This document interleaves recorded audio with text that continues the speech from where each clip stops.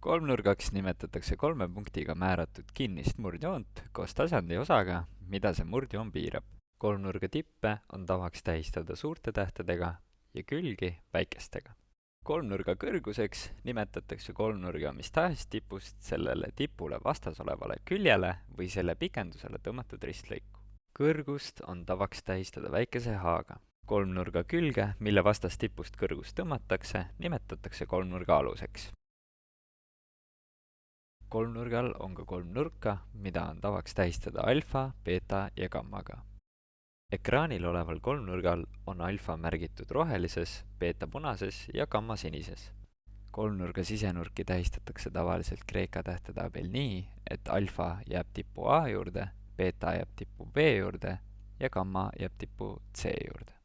Nurkade puhul kasutatakse kahte erinevat mõõtühikut, kraade ja radiaane, aga selles videos käsitleme me ainult kraade. Nurki saab ka tähistada kasutades nurga sümbolit ja tippude järjendit. Tippude järjendi keskmine täht tähistab tippu, kus nurk asetseb. Või siis veel lühemalt nurga sümboli ja tipu tähega, kus nurk asetseb. Nurkadest lähemalt räägime me aga nurkade videos.